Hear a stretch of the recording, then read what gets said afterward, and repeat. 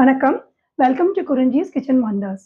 இன்னைக்கு நான் வந்து எல்லா ஏஜஸ்க்கும் ஃபேவரட்டான ஒரு டிஷ் தான் பண்ணி காமிக்க போறேன். இது ஜெனரலா சின்ன குழந்தைங்கலேருந்து வயசான வரைக்கும் எல்லாருக்கும் பிடிக்கும். ஸோ என்னன்னு பார்க்குறீங்களா? Potato roast. இந்த பொட்டேட்டோ ரோஸ்ட்ட ரொம்ப ஆயில் விடாம, ரொம்ப குயிக்காவும் பண்ணக்கூடிய மெத்தட்ல தான் இப்ப நான் பண்ணி காமிக்க போறேன். இப்ப பசங்களுக்கெல்லாம் ஸ்கூல் தொறக்கறதுனால, இந்த மெத்தட்ல பண்ணும்போது ரொம்ப யூஸ்ஃபுல்லா காலையில டக்குனு சமையலும் ஆயிடும். லஞ்சுக்கும் பேக் பண்ணி குடுக்கலாம். வாங்க எப்படி பண்றதுன்னு பார்க்கலாம். அடுப்புல முதல்ல ஒரு 1 லிட்டர் தண்ணி ஊத்திக்கலாம். அத ஊத்தின்னு இந்த உருளைக்கிழங்க அதில போட்டுறலாம். இது நல்லா கொதிக்கணும். இது நல்லா கொதிக்கட்டும். உருளைக்கிழங்கையும் போட்டுர்றேன். இது நல்லா பாயில் ஆகட்டும். இப்பதான் கொதிக்க ஆரம்பிச்சிருக்கு. ஒரு 5 மினிட்ஸ் இதே மாரி கொதிக்கட்டும். இப்ப இந்த அளவு நல்லா கொதிச்சிருக்கு. இப்ப நம்ம ஆஃப் பண்ணிடலாம். ஆஃப் பண்ணிட்டு இந்த தண்ணி எல்லாம் வடிகட்டிடலாம்.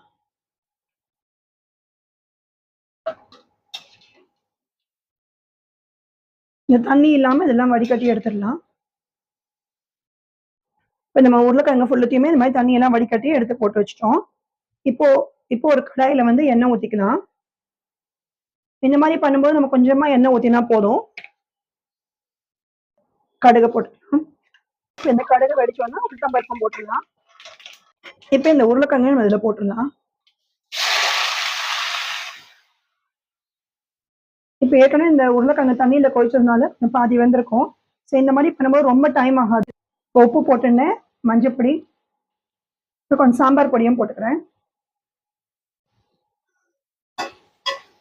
சில்லி பவுடர் போட்டு நம்ம பண்ணலாம். இந்த மாதிரி சாம்பார் பொடி போட்டு பண்ணும்போதும் நல்லா டேஸ்டா இருக்கும்.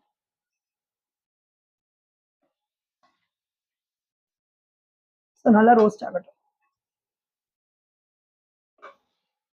இதில் கொஞ்சம் பெருங்காயம் பொடியும் போட்டுக்கலாம். அப்பப்போ நம்ம இதை இப்படி கலரி விட்டுட்டே இருக்கணும் அடியிலேருந்து. அப்பதான் நல்லா இந்த அடியோட இந்த ப்ரௌனோட சேர்ந்து நல்லா ரோஸ்ட் ஆகும். நல்லா எடுத்து பாருங்க நம்மளோட பொட்டேட்டோ ரோஸ்ட். ரொம்ப சீக்கிரமா ஆயிடும் இந்த மாதிரி குக் பண்ணும்போது. கொஞ்சம் தண்ணியில போட்டு அதை பண்ணும்போதே நல்லா பாதிக்கு மேலே வெந்துடும். அதுக்கப்புறம் இப்படி கொஞ்சம் நான் ஃபர்ஸ்ட் போட்ட எண்ணெய் தான், அதுக்கப்புறம் ஆயிலும் போடல, ரொம்ப ஆயிலும் வேண்டாம். ஸோ அதுலயே ஃபுல்லா நல்லா அந்த மாதிரி ரோஸ்ட் ஆயிடும். ஸோ அவ்வளோதாங்க, பாருங்க நல்லா பொட்டேட்டோ ரோஸ்ட் ஆயிடுச்சு. பொட்டேட்டோவை பெருசு பெருசா கட் பண்றதை விட இந்த மாதிரி சின்ன சின்ன கியூப்ஸா கட் பண்ணி அதை நல்லா ரோஸ்ட் பண்ணிட்டு அதுல ஒரு ஸ்பூன் ஹனி மேலே விட்டு பண்ணும்போது கூட பசங்களுக்கு ரொம்ப பிடிக்கும். ஸோ அதையும் நீங்க ட்ரை பண்ணி பாருங்க. இந்த பொட்டேட்டோ ரோஸ்ட் உங்களுக்கு பிடிச்சதுன்னா லைக் பண்ணுங்க, ஷேர் பண்ணுங்க, சப்ஸ்கிரைப் பண்ணுங்க. அடுத்த வீடியோல பார்க்கலாம். தேங்க்யூ.